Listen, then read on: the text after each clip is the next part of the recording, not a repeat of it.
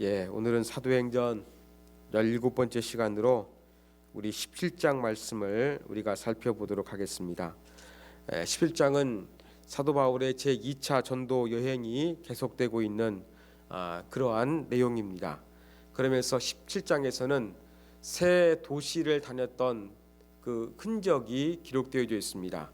1절부터 9절까지는 데살로니가에서의 전도, 10절에서 15절까지는 베레아에서의 전도, 11절에서 마지막 절까지는 아덴에서의 사역이 기록되어져 있습니다. 자, 이것을 조금 더 우리 살펴보도록 하겠습니다.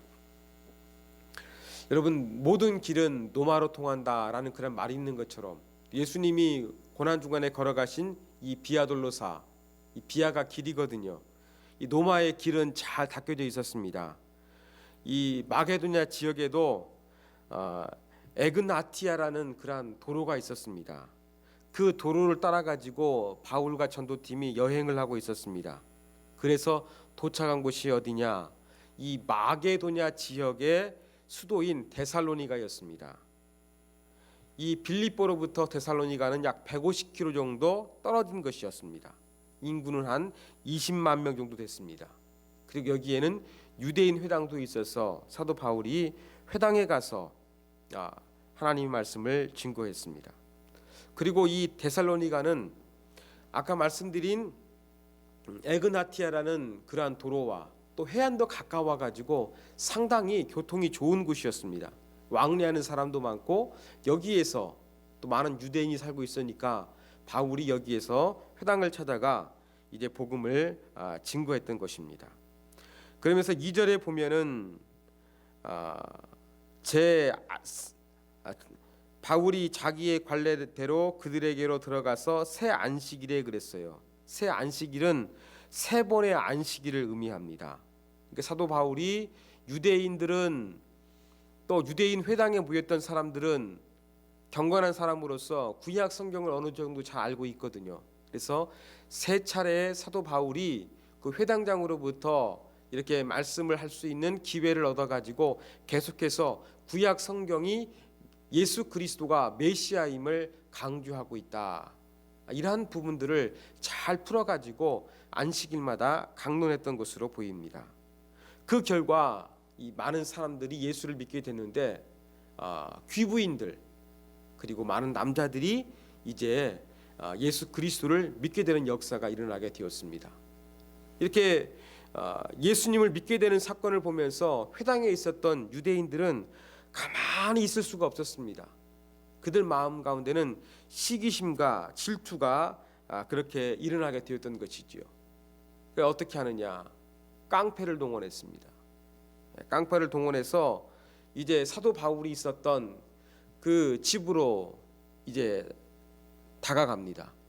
야손이란 집에서 머물고 있었는데 그곳에 가가지고 사도 바울을 전도팀을 잡아가지고 이제 여기 보니까 읍장들로 되어 있는데 시관리들을 의미하는 단어입니다. 이 읍장들에게 이제 그들을 데려가서 고소하려고 했습니다.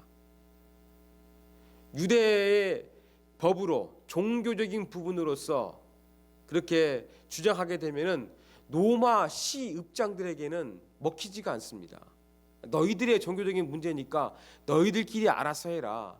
이러한 얘기가 뻔히 나오니까 이 유대인들은 어떻게 했느냐?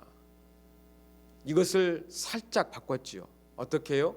예수 그리스도를 왕으로 해서 선동한다.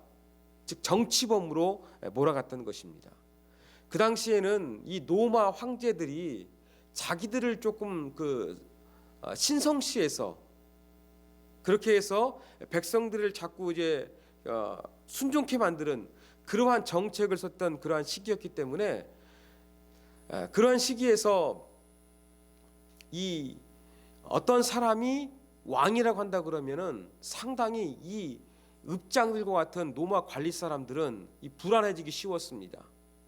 그래서 이러한 정치적인 요소를 통해서 예수를 왕으로 선동해서 이 로마에서 반역을 일으킨 조짐이 있는 그런 무리다라는 그런 부분으로 이제 사도 바울에게 이제 고발하려고 했던 것입니다. 그런데 이제 이러한 소식이 이 바울 전도팀에게도 알려졌는지 이것을 미리 알고 피하게 되는 것이죠. 그래서 이제 어디로 가게 됩니까? 사도 바울은 이제 베레아로 가게 되는 것입니다. 가서 사도 바울이 머물고 있었던 야손이란 집에 갔는데 아무도 없었어요. 그래서 어떻게 했느냐? 야손과 나머지 사람들에게 보석금을 받고 그들을 석방해 줬습니다. 왜 그랬느냐?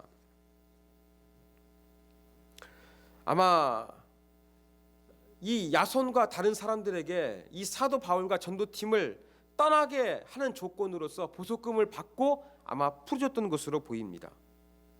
아마 그러한 정치적인 그런 계산에 의해 가지고 이 야손과 다른 사람에게 보석금을 받고 바울과 그 전도팀을 떠나보낼 수 있도록 그렇게 조치를 한 다음에 이제 그들을 석방시켜줬던 것입니다. 자, 그래서 밤에 이 데살로니가에서 예수 믿게 된 형제들이 어떻게 하느냐? 바울과 실라를 베레아로 보냈어요.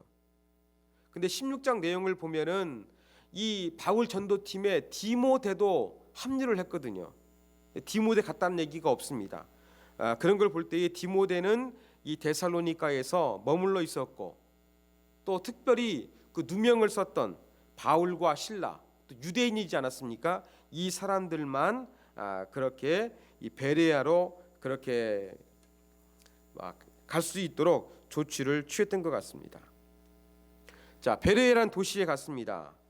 이 베레아라는 도시는 약 데살로니가에서 100km 정도 떨어진 그러한 곳이었습니다. 데살로니가보다는 덜 중요한 도시였어요. 그런데 이 지역 사람들의 특징은 무엇이었냐면 조금 옛날 우리 개역 개정에는 신사적이다 그렇게 표현하고 있는데 새로 바뀐 성경은 어떻게 이야기하고 있냐면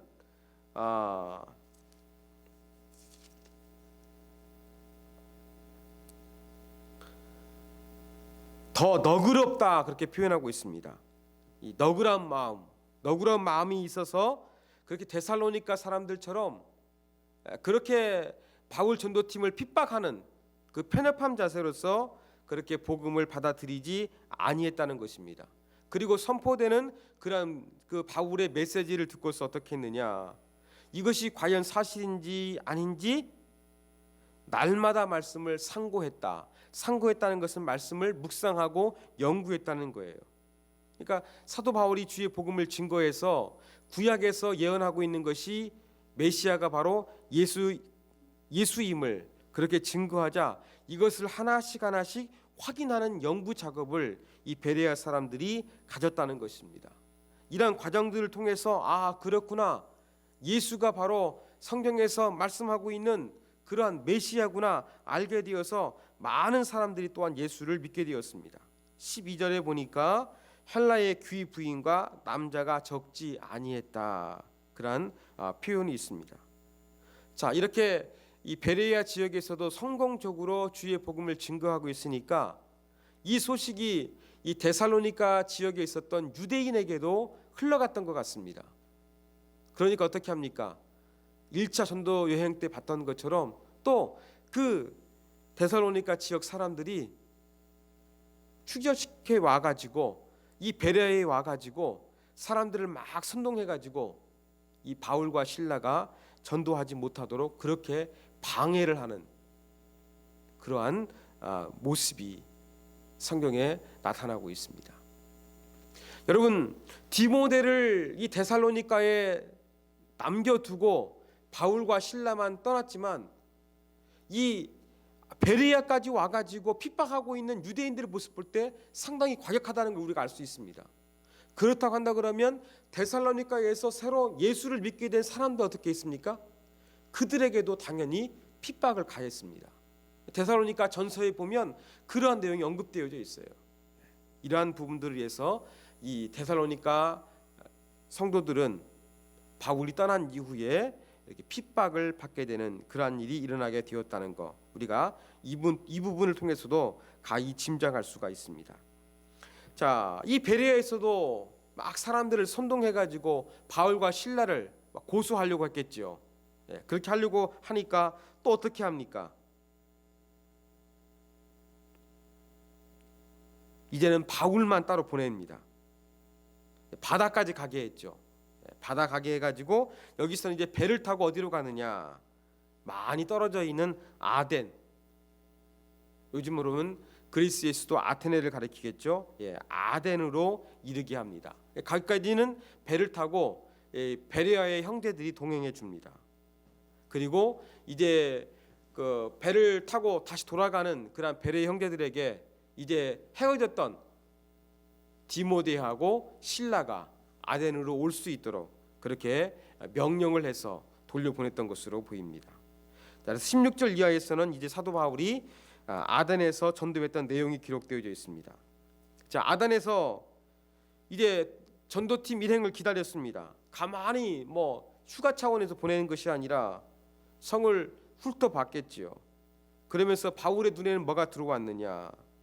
이 아덴의 우산이 가득한 것이 보였던 거예요.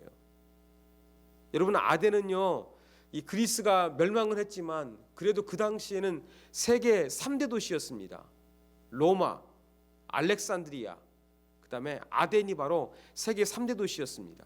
그래서 역사, 철학, 문학의 중심지였고 이 바울 당시에는 이 교육으로 대학이 많았던 곳으로 그렇게 유명했던 곳이었습니다. 여러분 아시는 것처럼 이 그리스에서 철학이 발생하지 않았습니까? 그래서 이 철학적인 이 사상도 많이 그렇게 발달했던 그러한 곳이었습니다. 그러면서 사도 바울이 이제 우상들이 많으니까 가만히 있지 못하고 어떻게 했느냐? 유대인들이 있었던 회당에 가서는 그들에게 아마 그 지금까지 사도 바울이 했던 관습대로 아마 구약 성경을 가지고서 예수가 메시아임을 선포했을 것입니다. 그리고 또 17절 보면은 장터에서라는 단어가 있는데 이 장터는 바로 아고라입니다. 아고라예요. 이 아고라에서는 광장이죠. 이 아고라에서는 사람들과 만나 가지고 변론을 했어요. 18절에 보니까 철학자들과 했지요. 에피쿠로스 학파 철학자와 스토 학파 철학자들과 함께 그렇게 대화하면서 논쟁을 했던 그러한 부분이었습니다. 그러면서 바울이 예수와 부활을 전하니까 뭔가 조금 이상한 거예요. 19절에 보니까 그를 붙들어 아레오바고로 가며 그렇게 이야기하고 있습니다. 이 붙들다는 단어를 볼 때에는 강제적인 것을 시사하고 있거든요. 이 아레오바고는 바로 법정 비슷한 곳이었습니다. 법정 비슷한 곳에 가가지고 내가 말하는 이 새로운 가르침이 무엇인지 우리가 알 수 있겠느냐? 너가 지금 뭔가 이상한 이야기를 하고 있는데 여기에 대해서 한번 정확하게 검증받기 위해서 이 아레오바고로 가자 하면서 사도 바울을 끌고 갔던 것으로 보입니다. 그래서 18절에 보면 끌고 가면서 이 말쟁이가라는 단어가 있어요. 이 말쟁이가. 여러분 여기서 말하고 있는 이 말쟁이라는 것은요, 씨앗을 쪼는 새라는 그러한 단어예요. 그러니까 어떤 의미냐? 새가 모기를 쪼는 것처럼 어떠한 시장 바닥에서 지식의 어떤 주동량을 해가지고 얻게 되는 단편적인 지식들을 모아가지고 짜집기한 지식을 가지고서 막 이야기하는 그런 사람.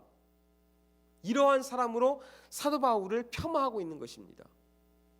제대로 된 지식이 아니라 여기저기서 들었던 그 지식들을 주워 모아가지고 짜집기한 아주 저급한 수준을 가지고서 이방신을 전한다고 이야기합니다. 여러분 이렇게 말하는 것은 사도 바울에게 상당히 위협이 됐습니다. 왜냐하면 여러분 너 자신을 알라라고 말했던 유명한 철학자 소크라테스가 바로 이 아덴에서 이방신을 전했다는 죄목으로 처형을 당했습니다. 그렇기 때문에 바로 이렇게 사도 바울도 이방신을 전한다고 하면서 말쟁이라고 공격을 받으면서 이 아레오바고 광장으로 끌려나가 이제 청문회, 재판 이러한 부분들을 받게 되는 것입니다. 여기에서 이제 피고한테 변론할 기회를 주겠죠. 그러면서 사도 바울이 이제는 22절에 보니까 이렇게 한번 변호할 수 있는 기회를 얻어가지고 이제 이야기하는 연설, 또 우리 좀 더 종교적으로 표현하면 설교로 갈 수가 있겠죠. 그러한 것들이 이제 22절 이하에서는 이루어지고 있는 것이 보고 있습니다. 범사에 종교심이 많도다 칭찬한 것처럼 보입니다. 좀 미신적인 부분들을 건드리는 의미도 있고 또 이야기하면 서론적으로 기분을 좋게 해주는 그런 말이기도 합니다. 그러면서 이 바울의 연설을 가만히 보게 되면은 지금까지 회당했었던 내용과 상당히 다릅니다. 왜냐하면 이 아테네 사람들은 율법을 몰랐기 때문에 구약 성경 따분하게 언급한 것이 아니라 그냥 우주 만물을 만드신 하나님, 이렇게 이러한 부분들을 가지고 와가지고 이제 예수 그리스도의 죽음과 부활을 선포하는 방향으로 바울이 그렇게 나아가게 된다는 것을 성경을 통해서 우리가 알 수가 있습니다. 그러면서 사도 바울이 23절에 보면은 내가 두루 다니며 너희가 위하는 것들을 보다가 우상 숭배하는 것을 이야기하겠죠. 알지 못하는 신에게라고 새긴 단도 보았다고 이야기합니다. 이게 무슨 말이냐? 여러분 전설이 있었나 봅니다. 아덴에는 옛날에 아덴 성읍에 무서운 역병이 돌았어요. 사람들이 막 죽어나갑니다. 그때 이 역병을 멈추기 위해서 신들을 달래려고 했어요. 여러 가지 시도를 하지만 효험이 없습니다. 그때 현자 지혜가 있었던 사람 중에서 한 사람이 한 양떼를 데리고 이 마르스 언덕에 와가지고는 양떼를 풀어놓았어요. 그리고 양떼가 풀어놓으니까 움직이겠죠. 양떼가 멈추어 섰던 곳에 거기에다가 딱 제단을 쌓아가지고 거기에 멈춰섰던 양떼를 제물로 잡아가지고 이방신에게 드리니까 이게 참 우연이 되었는지 어쩐지 모르지만 역병이 멈췄던 것입니다. 그래 그때 이제 그 양이 멈췄던 자리에다가 제단을 세웠다고 했지 않습니까? 거기다가 뭐라고 썼냐면 바로 이름 모르는 신에게 쓴 거예요. 역병이 도르는데 이름을 알 수 없으니까 어떤 신인지. 그러니까 무명의 신에게 제단을 쌓는다고 하면서 그렇게 쓰고는 양을 잡아서 드리니까 역병이 나와가지고 이렇게 알지 못하는 신도 우리가 경배해야 되겠구나라고 하면서 아마 그 아덴 사람들이 했던 것으로 보입니다. 그런 부분들을 사도 바울이 이제 이야기하면서 너희가 알지 못했던 신은 바로 누구냐? 하나님이다라고 하면서 그렇게 이제 하나님을 소개하는 쪽으로 그렇게 전개해 가고 있습니다. 또 한 가지 여기서 특별한 것은 바로 무엇이냐면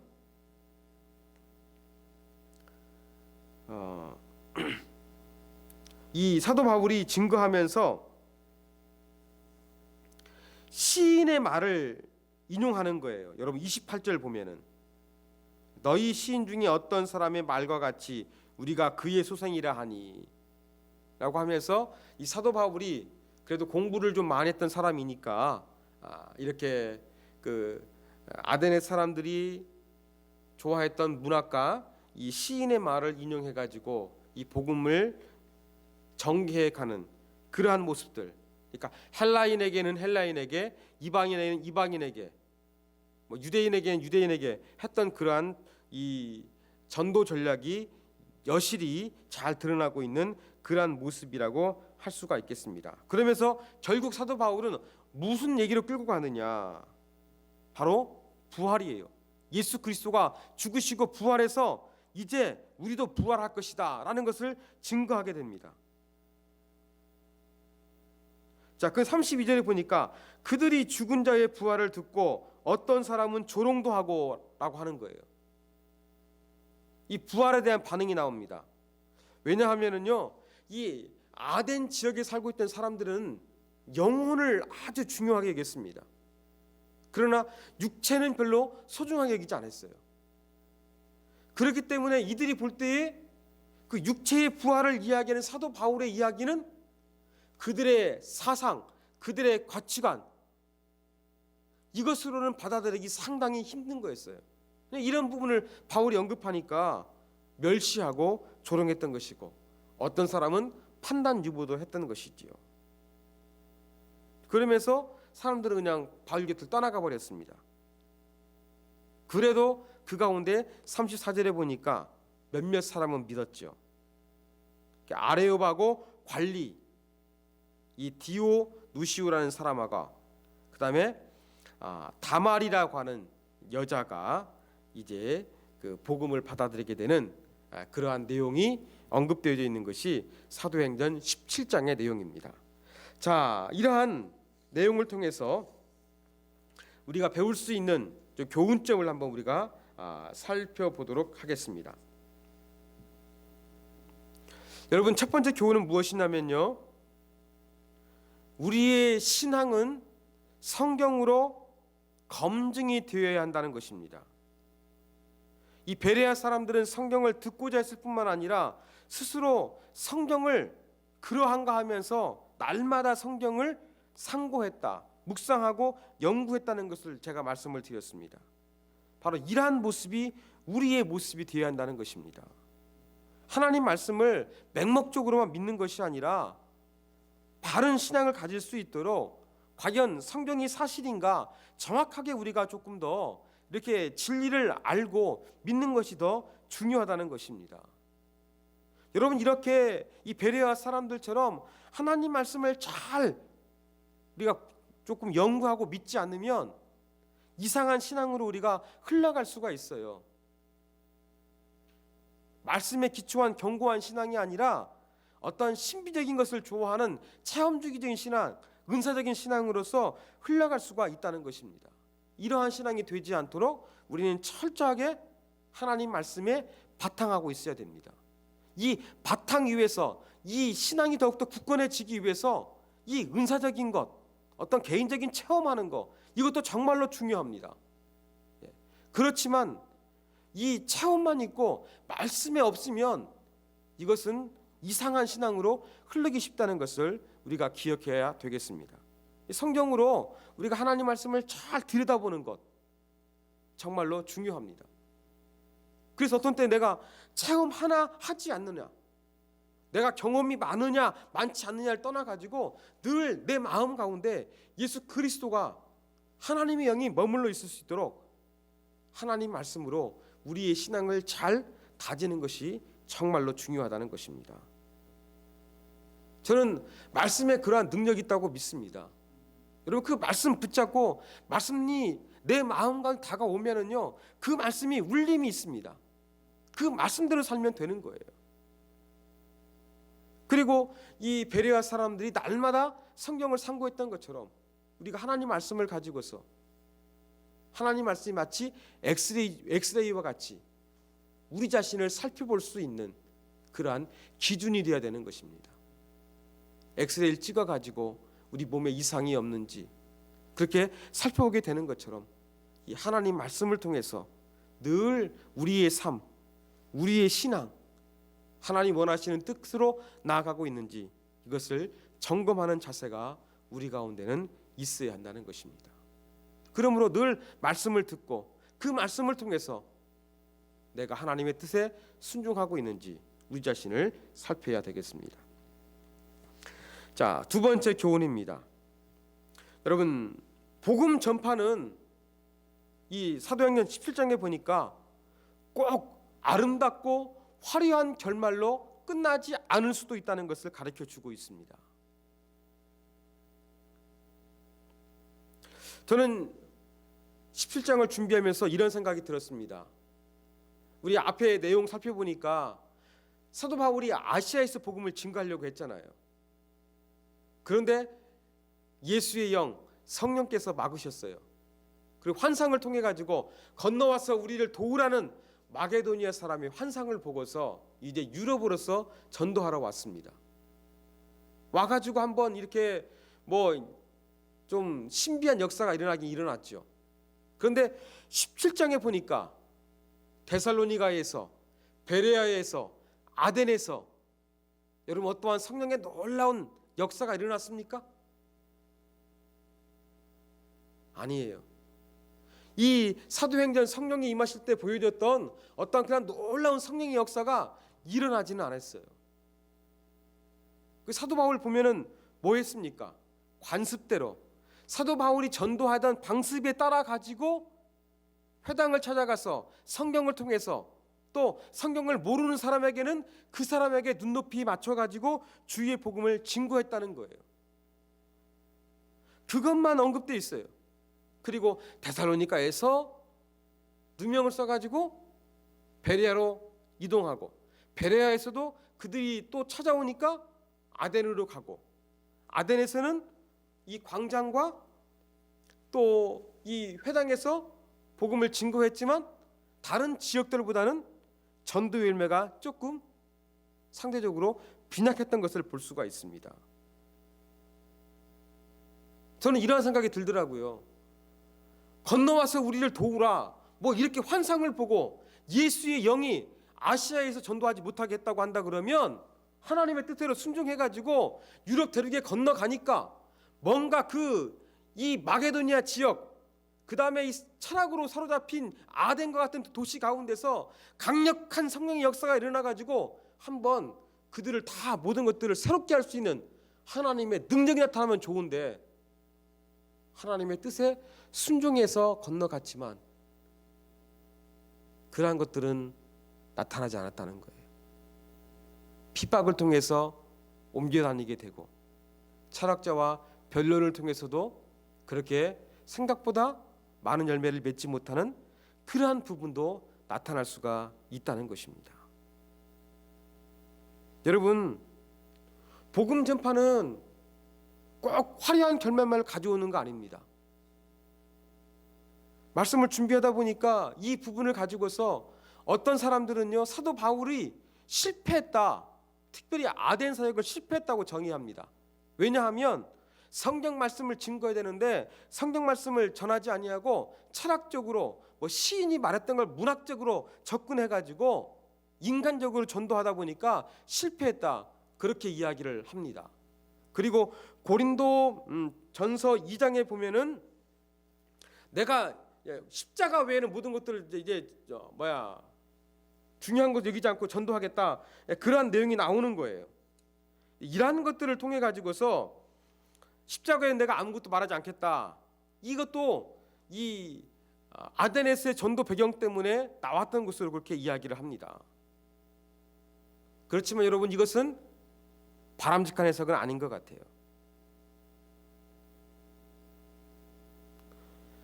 바울의 실패가 아니라요, 그 아덴 사람들의 이 사상적인 특성 때문에, 특히 육체의 부활, 이 육체를 소중한 것으로 여기지 않아가지고 육체의 부활을 이야기하니까 그들이 볼 때에는 그냥 피식거렸던 것이죠. 그들의 어떤 사상 때문에 걸림돌이 됐던 것이지 바울의 문제는 아니었습니다. 또 제가 볼 때는 이런 생각도 들더라고요. 뭐 주석에서 나온 건 아닌데, 아덴에서 누가 전도했습니까? 바울 혼자 전도했거든요. 팀으로 전도했을 때하고 혼자 했을 때 그 차이도 있었을 가능성도 있지 않았을까, 저는 그렇게 한번 생각도 한번 해봤습니다. 복음의 문제가 아니라 복음을 듣는 아덴 사람들의 어떤 사상적인 특징 때문에, 또 어쩌면 그 사도 바울이 같이 좀 팀을 이루어서 힘있게 전도해야 되는데 이 바울 혼자 전도하다 보니까 조금 결과가 약하게 나타날 수도 있지 않았을까 하는 그러한 생각을 해보게 되는 것이죠. 이렇게 복음의 열매가 화려하지 않을 수도 있다는 거예요. 중요한 것은 무엇입니까? 사도 바울이 늘 전했던 건 뭐냐면 예수 그리스도의 죽음과 부활인 거예요. 이게 중요한 것입니다. 어떤 열매가 있느냐, 어떤 놀라운 가시적인 사람들을 움직일 수 있는 어떠한 그 감동이 있느냐, 여러분 사도 바울에게는 그게 중요하지 않았어요. 뭐가 있었느냐? 항상 예수 그리스도의 죽음과 부활이 있었던 것입니다. 이게 바로 사도 바울의 복음의 특징이에요. 그러다 보니까 화려한 열매 이건 없었습니다. 또 성령의 역사 나타날 때도 있었고 없을 때도 있었습니다. 이런 것들 기억하면서 우리가 복음 전파에는 꼭 아름다운 열매, 풍성한 열매가 아니라는 것, 또 결과가 없다 할지라도 실패는 아닙니다. 저는 사도 바울의 실패가 아니라고 생각합니다. 이게 세 번째 적용과 연결되는데요.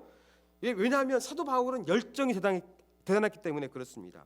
자, 여러분 16절을 보십시오. 16절 보면 바울이 아덴에서 그들을 기다리다가 디모데와 실라죠. 그 성에 우상이 가득한 것을 보고 마음에 격분하여. 사도 바울 가운데는 어떠한 열정이 있었습니까? 아덴이라는 도시를 돌아보면서 하나님 믿지 않고 헛된 걸 숭배하는 것에 대한 그 안타까운 마음이 사도 바울의 가슴 속에서는 들끓었습니다. 여러분, 이러한 열정을 가지고 복음을 전했는데 사도 바울 실패했다고 할 수가 있을까요? 제가 볼 때는 아니에요. 바울의 문제가 아니라 이 복음을 받아들이는 아덴 사람들의 문제였던 것으로 보입니다. 그러면서 세 번째 교훈은 무엇이냐면, 저는 이 사도 바울의 이 복음에 대한 열정을 마지막으로 말씀드리고 싶습니다. 여러분, 열혈단신으로서 아덴에서 혼자 복음을 증거하는 여러분 바울의 모습 한번 생각해 보십시오. 어쩌면 이 아덴이라는 도시 바울이 첫 번째 방문이었을 것입니다. 여기에서 그냥 가만히 자기 선교팀들이 올 때까지 그냥 기다린 것이 아니라, 관광한 것이 아니라 뭐 했습니까? 그 도시를 돌아다 보니까 하나님 믿지 않고 헛된 것을 숭배하는 그 모습들을 보면서 마음 가운데 격분하는 것입니다. 왜 하나님 믿지 않고 헛된 우상을 믿고 있는 것일까? 이러한 마음이 강하게 일어나가지고 회당과 장터, 이 아고라를 찾아가지고 사도 바울이 복음을 증거했던 그 모습이 여기에서 기록되어 있는 것입니다. 바울은요, 혼자라도 외롭지 않았습니다. 혼자라 그래도 복음으로 충만했지 위축되지가 않았습니다. 그 당시 이 아덴에서 철학과 그 당시의 그 사상과 맞서가지고 복음을 증거하고 복음을 위해서 헌신했던 그 아름다운 모습을 사도 바울이 보여주고 있는 거예요. 이게 바울의 열정입니다. 혼자 있을 때에도 가만히 휴가를 즐기는 것처럼 가만히 있던 것이 아니라 복음을 증거하고 또 헛된 우상을 섬기는 걸 바라보면서 그 안타까이 여기는 그 마음이 충만했던 사람이 바로 사도 바울이었습니다. 우리에게도 이러한 열정이 있기를 원합니다. 여러분, 정말로 하나님 믿지 않는 것, 하나님을 더욱더 사랑하지 못한 것에 대해서 우리 마음 가운데 안타깝게 여기는 그런 마음이 우리 가운데 충만히 있기를 원합니다. 이게 있어야 됩니다. 사도 바울 여행하다 보니까 분명히 몸은 피곤했을 거예요. 이것저것 다닙니다. 더군다나 환영받는 것이 아니라 뭐 했습니까? 핍박을 받지 않았습니까? 대적자 나타나게 되었습니다. 공고했습니다. 힘들었습니다. 그럼에도 불구하고 그렇게 열정적으로 주의 복음을 증거했던 것처럼, 이 식지 않는 열정 가지고 있던 것처럼, 그 다메섹의 경험이 시간이 점점 지나가지고 옛날이여 화석화된 신앙이 아니라 바울은 끊임없이 이 복음에 대한 열정이 식지 않았던 사람임을 우리가 이 17장에서 통해서 홀로 전도하는 아덴에서의 바울의 모습을 통해서 발견하게 됩니다. 저와 여러분도 이러한 복음에 대한 열정으로 충만하기를 원합니다. 하나님, 나에게도 바울처럼 시간이 지나도 내가 어떠한 신비한 능력의 체험이 없어도, 지금 바울 그렇잖아요.